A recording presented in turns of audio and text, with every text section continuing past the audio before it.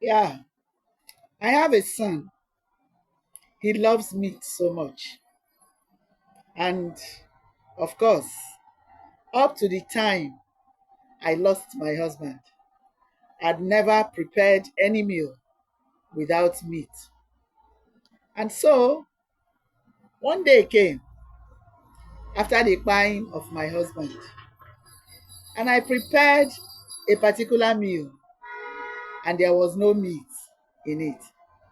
Mind you, this my son, as at that time was just 5 years old, and his father actually spoiled him because he never came home without some wraps of suya for him, and he in turn never goes to bed without waiting for his father's arrival.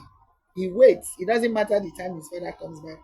He never goes to bed until his father arrives. Then he will have his meal of meats before he goes to bed.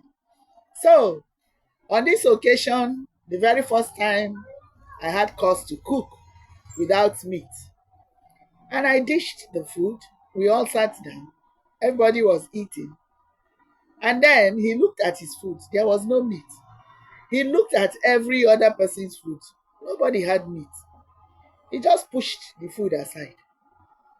He didn't touch the food. He wasn't eating. He just sat there. And we were all eating. After a while, I looked at his face and I saw streams of tears running down his eyes. Wow. And I called him, "Why are you crying?" And that instance, the tears, came strong.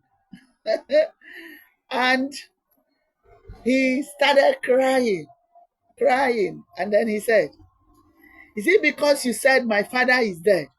That is why you are giving me food without meat?" Wow, that was a bang. My heart broke. We couldn't eat that food anymore. All of us, we busted out crying. We cried and cried and cried. Nobody could eat that food again that night. And I felt guilty. I felt so bad. I felt so guilty. What was the guilt? Will I be able to take care of these children like their father did? Will I be able to provide for them the kind of lifestyle that they were used to? Will I be able? Am I capable? Will I be able to provide this for them? Until today, I have not forgotten that statement. Another widow somewhere else, a medical doctor, they had a son, or rather, they have a son. Then he was 8 years old. And then her husband was billed for a surgery. And as a medical doctor, she had all that arranged in the hospital where she worked. And so on the day of the surgery, they went out of the house together. And after the surgery, he didn't make it. And she came back home. And then, you know, the trouble of having to explain to her son what has happened to his father. And when she thought she had succeeded in explaining the situation to the little boy, he yelled, "But you say you are a doctor and you say you save people every day. Why didn't you save my dad? Why can't you save my dad?"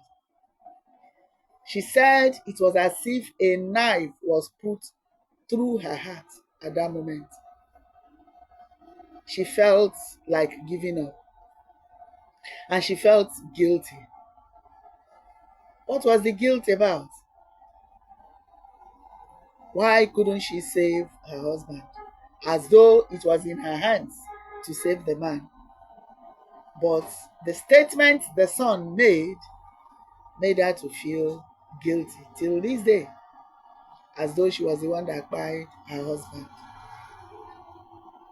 Guilt.